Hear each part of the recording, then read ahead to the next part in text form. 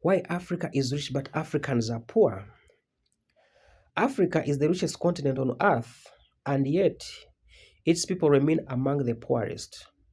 We have gold, oil, diamonds, lithium, fertile land, and a youth for all the youngest population on earth. But our schools are underfunded, our hospitals lack medicine, and our youth chase opportunities abroad. How can a land so rich produce so much poverty?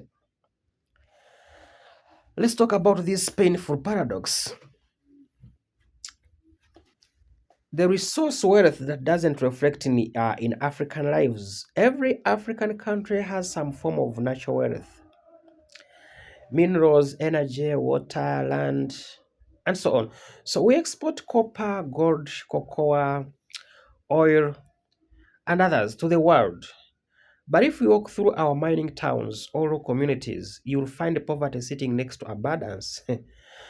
So the truth is very simple: Africa doesn't control its wealth. Most of what we call national resources are owned, processed, and priced abroad.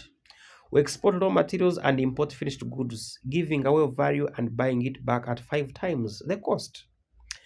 So our GDP may look strong on paper, but the real income remains in foreign balance sheets. There is a a structural gap, extraction without transformation. The reason why Africa stays poor is not because it lacks resources.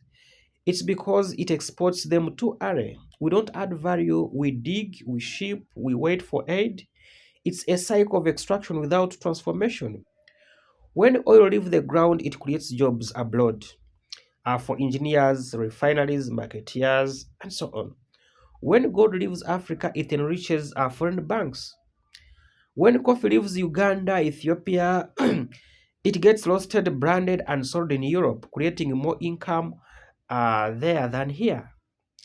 So Africa doesn't suffer from scarcity. It suffers from structure.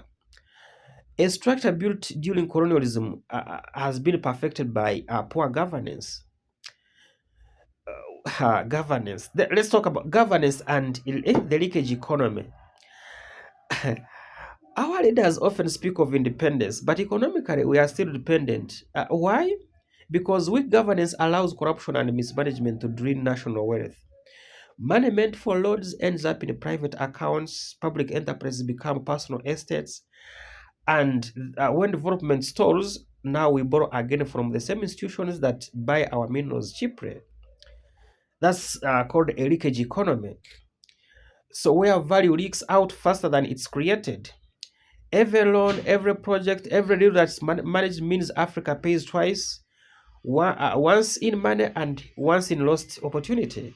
Okay, that's how we stay poor in the middle of plenty, in the middle of abundance. There is also the role of mindset and value creation. Not everything is external. Poverty also thrives where mindset fails. And many of us measure success by consumption, not by production. We admire those who spend, uh, not those who build, not not those who add value. So we chase quick money instead of patient value. Real wealth grows where people produce, innovate, and make investment. So until Africans value productivity more than luxury, our economies will keep expanding on paper but shrinking in real life. So the mindset shift from consumption to creation is the real liberation for Africa. Uh, what could be the path forward? The path forward could be turning wealth into well-being. The solution isn't complicated; it is simple discipline. We must build industries that process what we produce. We must invest in human capital, not just infrastructure. We must strengthen governance, protect national wealth from leakage. We must support entrepreneurs to create jobs, value not just traders who recycle imports. We must demand transparency, accountability in every public contract. When we control value creation, we control our destiny. Um, in a nutshell, Africa's poverty is not natural; it's man-made. And what what is made by man can be unmade. We are not victims of geography, we are victims of governance and mindset. The future of Africa, the future belongs to Africans who choose productivity over dependence and structure over slogans and integrity over indulgence.